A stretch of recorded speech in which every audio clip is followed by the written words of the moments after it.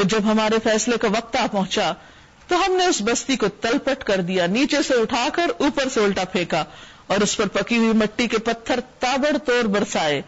مسلسل ایک برسات کی طرح، جن میں سے ہر پتھر تیرے رب کے ہاں نشان زدہ تھا کہ کس کو کون سی بلٹ جا کے لگے گی، اور ظالموں سے یہ سزا کچھ دور نہیں۔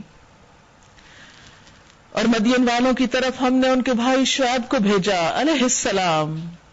Same message. انہوں نے جا کر کیا کہا کہ اے میری قوم، اللہ کی بندگی کرو، یا قوم اعبدوا اللہ ما لکم من الہ غیرہ، تمہارے لیے اس کے سوا کوئی الہ نہیں۔ تو اس سے یہ پتہ چلتا ہے کہ تمام پیغمبروں کا ایک ہی دین تھا، دین اسلام، سب توحید پر تھے، سب کا ایک ہی میسج تھا، نمبر 1 اللہ کی عبادت کرو، نمبر 2 اس کے علاوہ کسی کو اس کا شریک نہیں بناؤ،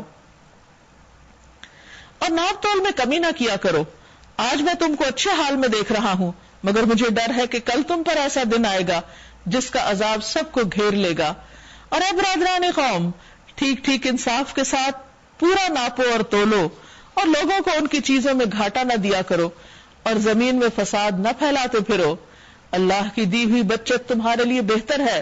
اگر تم مومن ہو، اور بہرحال میں تمہارے اوپر کوئی نگران کار نہیں ہوں، یعنی میں تمہیں سمجھا تو سکتا ہوں لیکن تمہارا ذمہ دار نہیں ہوں، اس سینس میں کہ میں تمہیں روک دوں جس برائی کا تم ارتکاب کر رہے ہو اس سے میں تمہیں جبرن روک دوں، یہ میں نہیں کر سکتا۔ انہوں نے جواب دیا، اے شعیب، کیا تیری نماز تجھے یہ سکھاتی؟ یعنی نماز کا طعنہ دیا، اور یہ ہر دور میں ہوتا ہے کہ جو لوگ نماز پڑھتے ہیں اگر ان سے کوئی بات ایسی ہو جو لوگوں کو پسند نہ آئے، چاہے وہ صحیح ہے یا نہیں، تو فوراً نماز کو بدنام کرتے۔ کیا تیری نماز تجھے یہ سکھاتی ہے کہ ہم ان سارے معبودوں کو چھوڑ دیں جن کی پرستش ہمارے باپ دادا کرتے تھے؟ یعنی دلیل کے جواب میں وہ ہمیشہ باپ دادا کی مثال لاتے۔ یا یہ کہ ہم کو اپنے مال میں اپنے منشا کے مطابق تصرف کرنے کا اختیار نہ ہو، بس تم ہی ایک بردبار سمجھدار انسان رہ گئے ہو۔ قال یا قوم ارأیتم، کہا بھائیو، اے میری قوم کے لوگو، تم خود ہی سوچو، اگر میں اپنے رب کی طرف سے ایک کھلی شہادت پر تھا، ایک دلیل تھی میرے پاس، اور پھر اس نے اپنے ہاتھ سے مجھے اچھا رزق عطا کیا، یعنی علم دیا، نبوت عطا کی، تو اس کے بعد میں تمہاری گمراہیوں اور حرام خوریوں میں تمہارا شریک کیسے ہو سکتا ہوں؟